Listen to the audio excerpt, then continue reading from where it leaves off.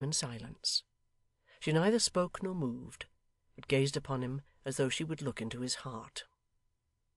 'I throw off,' said Mr Chester, 'the restraint which natural affection would impose on some men, and reject all bonds but those of truth and duty. Miss Haredale, you are deceived. You are deceived by your unworthy lover and my unworthy son.' Still she looked at him steadily, and still said not one word. 'I have ever opposed his professions of love for you. You will do me the justice, dear Miss Haredale, to remember that. Your uncle and myself were enemies in early life, and if I had sought retaliation, I might have found it here. But as we grow older, we grow wiser, bitter, I would fain hope, and from the first I have opposed him in this attempt. I foresaw the end, and would have spared you if I could.' 'Speak plainly, sir,' she faltered. 'You deceive me, or are deceived yourself. I do not believe you. I cannot. I should not.' 'First,' said Mr Chester soothingly, 'for there may be in your mind some latent angry feeling to which I would not appeal, pray take this letter. It reached my hands by chance and by mistake, and should have accounted to you, as I am told, for my son's not answering some other note of yours. God forbid, Miss Haredale,' said the good gentleman with great emotion, 'that there should be in your gentle breast one causeless ground of quarrel with him. You should know, and you will see, that he was in no fault here.' There appeared something so very candid, so scrupulously honourable, so very truthful and just in this course, something which rendered the upright person who resorted to it so worthy of belief, that Emma's heart, for the first time, sunk within her. She turned away, and burst into tears. 'I would,' said Mr Chester, leaning over her, and speaking in mild and quite venerable accents, 'I would, dear girl, it were my task to banish, not increase, those tokens of your grief. My son, my erring son, I will not call him deliberately criminal in this, for men so young, who have been inconstant twice or thrice before, act without reflection, almost without a knowledge of the wrong they do, will break his plighted faith to you, has broken it even now. Shall I stop here, and having given you this warning, leave it to be fulfilled, or shall I go on?' 'You will go on, sir,' she answered, 'and speak more plainly yet, in justice both to him and me.' 'My dear girl,' said Mr Chester, bending over her more affectionately still, 'whom I would call my daughter, but the fates forbid, Edward seeks to break with you, upon a false and most unwarrantable pretence. I have it on his own showing, in his own hand. Forgive me, if I have had a watch upon his conduct. I am his father.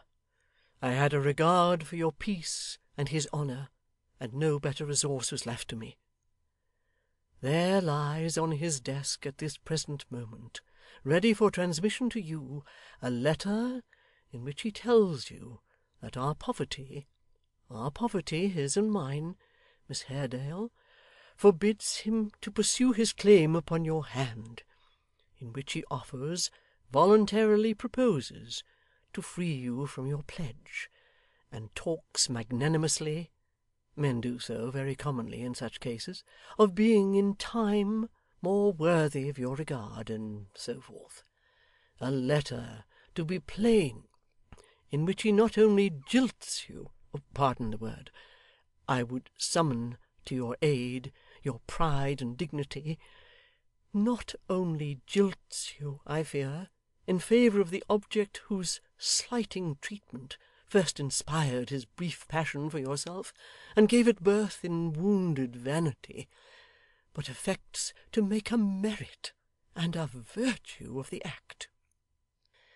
She glanced proudly at him once more, as by an involuntary impulse, and with a swelling breast rejoined, "If what you say be true, he takes much needless trouble, sir, to compass his design.